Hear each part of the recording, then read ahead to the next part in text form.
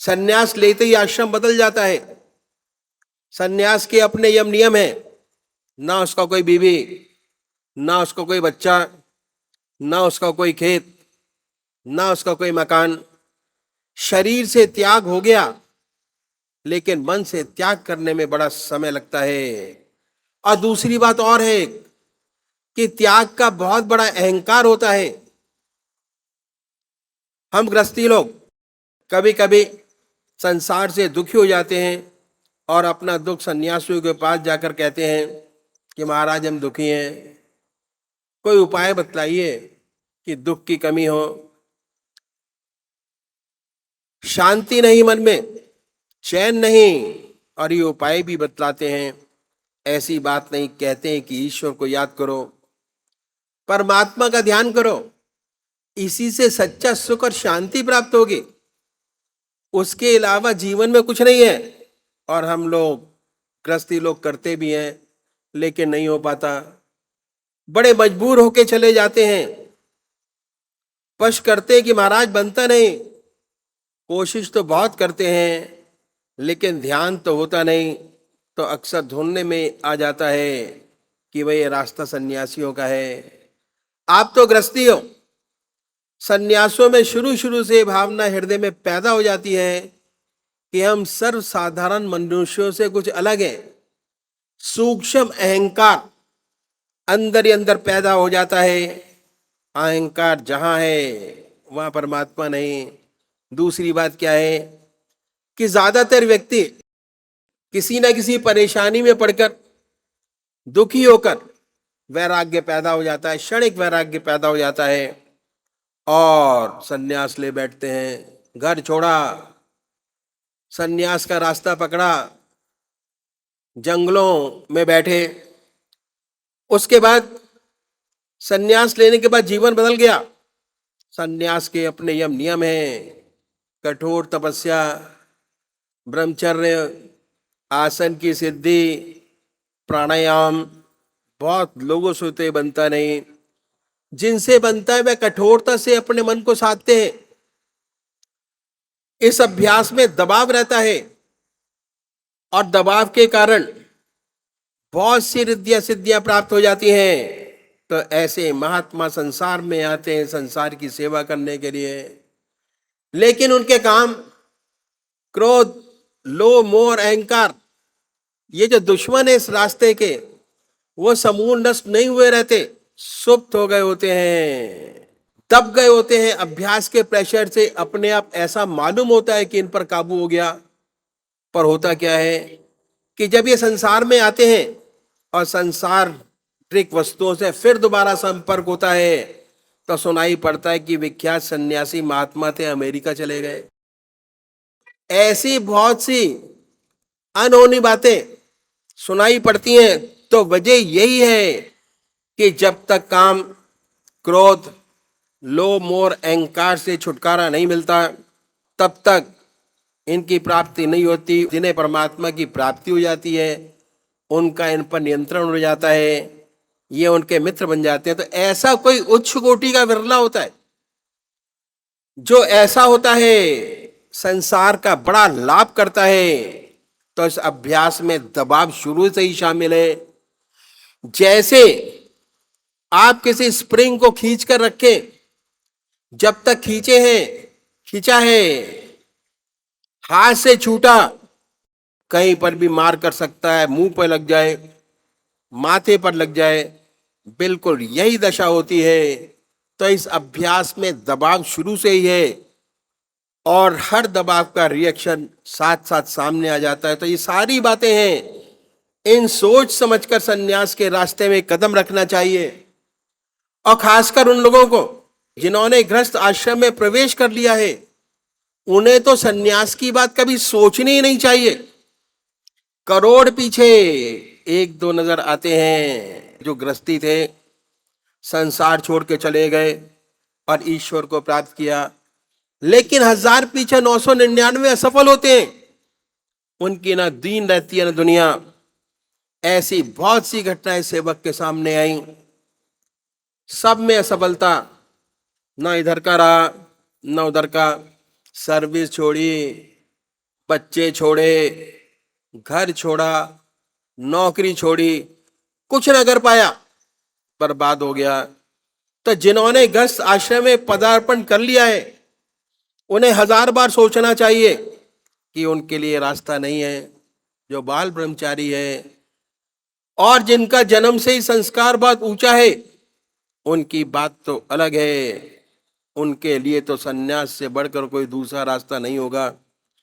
ऐसा व्यक्ति इस रास्ते में बहुत चमकेगा, करोड़ों का भला करेगा। हमारी ऐसी धारणा हो गई है कि हमारे पास कोई रास्ता नहीं।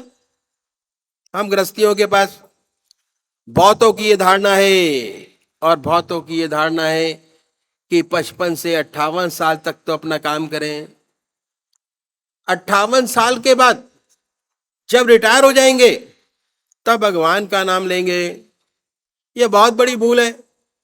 58 साल के बाद कुछ नहीं हो पाता, भगवान का नाम नहीं लिया जा सकता। आदतें इतनी मजबूत हो जाती हैं कि उन्हें बदल नहीं सकेंगे। शरीर भी जवाब देने लगता है, बैठ नहीं सकेंगे। ध्यान करने की बात तो अलग रही। तो अधिकतर लोगों की ये भावना है कि 58 साल के बाद पूजा पाठ करेंगे, परमात्मा का नाम लेंगे।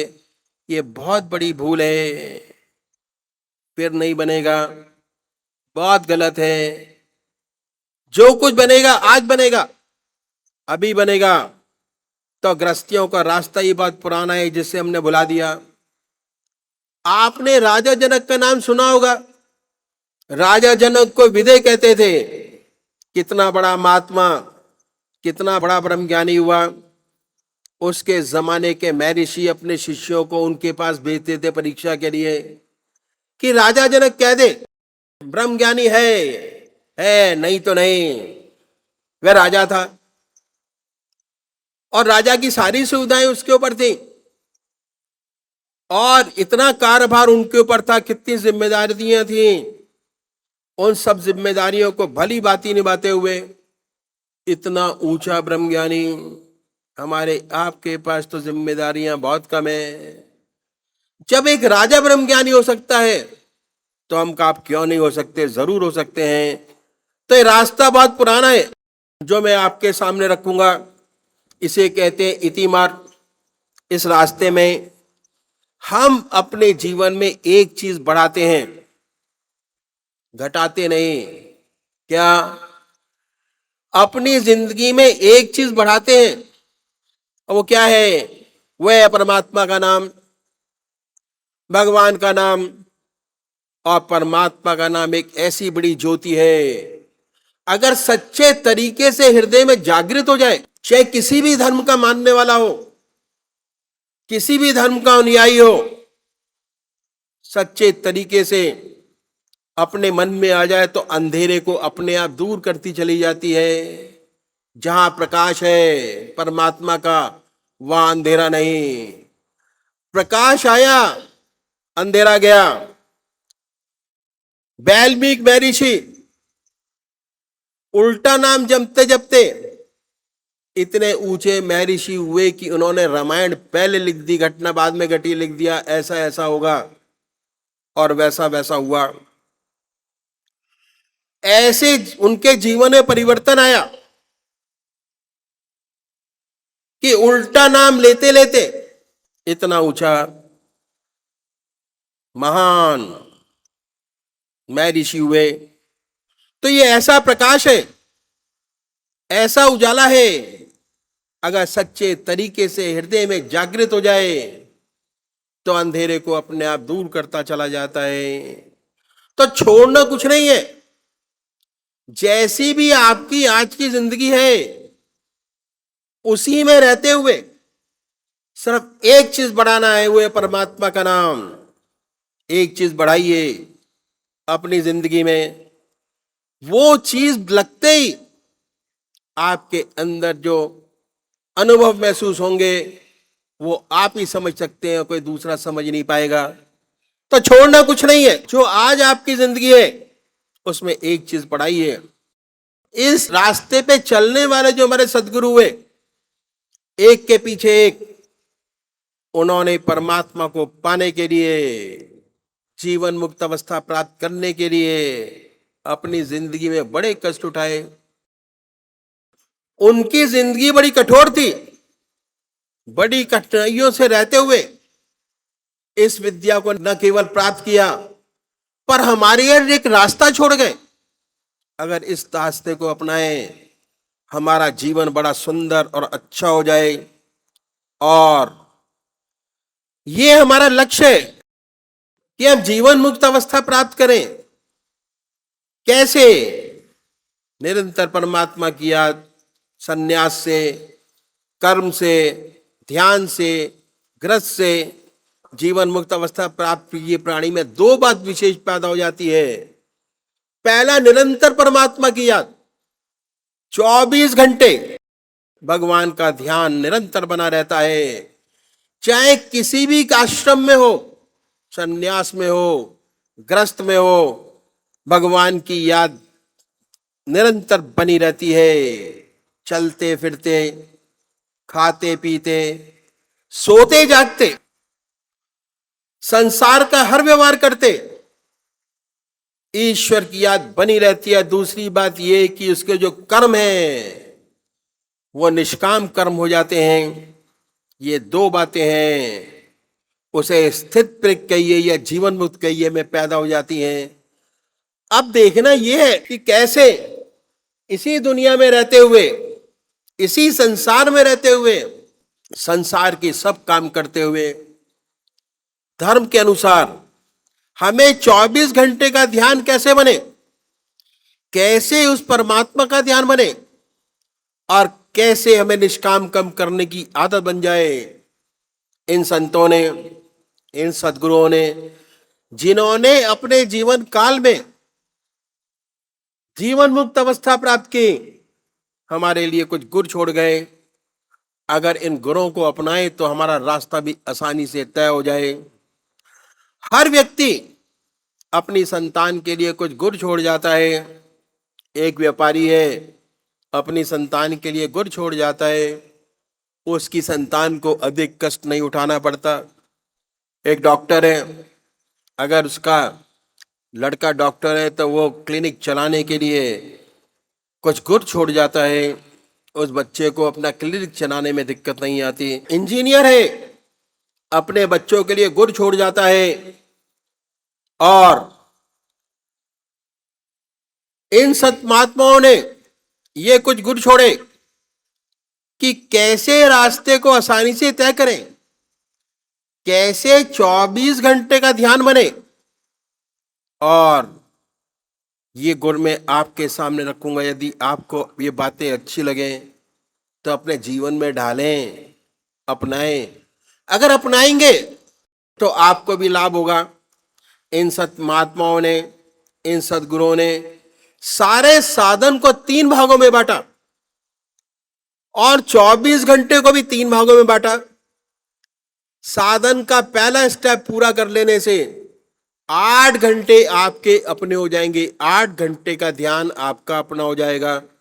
साधन का दूसरा स्टेप पूरा कर लेने से 24 में से 16 घंटे आपके अपने हो जाएंगे। और साधन का तीसरा स्टेप पूरा कर लेने से निरंतर परमात्मा की याद बनी रहेगी और 24 घंटे ईश्वर का एहसास आपको होता रहेगा। अभी मैं साधन की पहली सीढ़ी आपके सामने रखूंगा जिसमें 8 घंटे आपके अपने हो जाएंगे। पहली बात इन संतों ने बताई कि परमात्मा ने बड़ी असीम दया कृपा कर कर हमको मनुष्य योनि प्रदान की है। ये उसकी सबसे बड़ी देन है। और मनुष्य एक ऐसी योनि है जिसमें परमात्मा ने हमें विवेक बुद्धि दी है, कर्म करने का अधिकार दिया है और बाकी 84 लाख योनियां भोग योनियां हैं। बड़ी दया कृपा कर कर हमें ईश्वर ने मौका दिया। हमें इस अवसर का पूरा पूरा लाभ उठाना चाहिए। कहा है, बड़े भाग्य मानुष तन पावा, सुर दुर्लभ सदग्रंथन गावा, साधन धाम मोक्ष कर द्वारा, पाए न जहीं पर लोक सवारा। ऐसी मनुष्यों ने जो बड़े भाग से मिली है, जिसके लिए देवता भी तरसते हैं, क्योंकि ये मनुष्य योनि एक साधन का क्षेत्र है और मोक्ष का दरवाजा है। इसमें परमात्मा ने हमें विवेक बुद्धि दी है, कर्म करने का अधिकार दिया है। यदि हम चाहें प्रत्यशील रहें तो इस परम पिता परमात्मा को प्राप्त कर सकते हैं। ये एक ऐसी योनि है जिसके लिए देवता भी तरसते हैं। तो ऐसा अवसर हमें ईश्वर ने दिया, इसका हमें पूरा पूरा लाभ उठाना चाहिए। जितने संत महात्मा हुए, जितने धर्म हुए, जितने पंथ हुए, सबने इस मनुष्य योनि की भूरी भूरी प्रशंसा की है। कबीरदास जी ने कहा है, कबीरा हर की भक्ति कर, तज विषया रस चौंच, बार बार नहीं पाइए मानस जन्म की मौज। इस सेवक के गुरुदेव कहा करते थे कि विषय वासना के आनंदी, मिथ्या जन्म बिगाड़, मानस जनो गरीब न फिर कर ले हरि से प्यार। तो ऐसा सुंदर अवसर में परमात्मा ने दिया। हमारे महर्षियों ने बताया कि चाहे आप गृहस्थी हो, चाहे सन्यासी, चाहे किसी भी धर्म के मानने वाले हो, आपको संध्या वंदना अवश्य करनी चाहिए। और हमारे देश में 99% लोग ऐसे हैं जो परमात्मा को मानते हैं और अपने किसी न किसी ढंग से परमात्मा की पूजा करते हैं। बहुत से लोग तो आधा घंटे से ज्यादा भी करते हैं। लेकिन यदि हम उनसे पूछें कि इस पूजा का क्या लाभ हुआ, तो 4 बात बताने के खामोश हो जाते हैं। पहली बात ये कि भाई ईश्वर का नाम लेना अच्छी बात है। हमारे घर में मंदिर है, हमारे दादाजी पूजा करते थे, हमारे पिताजी पूजा करते हैं, हम करते हैं, और हम देखा देखी हमारे बच्चे भी करते हैं। गॉड फियरिंग है, अच्छा है। और इससे ज्यादा आप क्या चाहते हैं? हम इनसे पूछें कि आपको कोई आंतरिक लाभ हुआ, तो ऐसे बहुत से कम लोग होंगे जो कहेंगे कि हुआ। इन संतों ने कहा कि हम आपको एक ऐसा विशेष तरीका बतलाते हैं जिसे हर कोई अपना सके, चाहे किसी भी मजहब का मानने वाला हो, किसी भी धर्म का अनुयायी हो। अपने धर्म के मत पर चलते हुए वो तरीका बताया जो मैं आपके सामने रखता हूं। संसार में हर मजहब में 2 तरीके के व्यक्ति हैं, एक साकार पुजारी और दूसरा निराकार। बहुत पुराने जमाने से चले आ रहे हैं, नई बात नहीं। इनमें आपस में वाद विवाद भी होते हैं, आपस में झगड़े भी होते हैं, लेकिन सब ये होते हुए आज तक दोनों स्थिति कायम है। बात ऐसी है कि मनुष्य का स्वभाव कुछ ऐसा ही है, किसी को चेहरे से प्यार होता है, किसी को शक्ल से प्यार होता है, किसी को मूर्ति से प्यार होता है, और कुछ लोगों को शक्ल से प्यार नहीं होता। जिन्हें शक्ल से प्यार होता है वह है साकार पुजारी, और जिन्हें शक्ल से प्यार नहीं होता वह निराकार।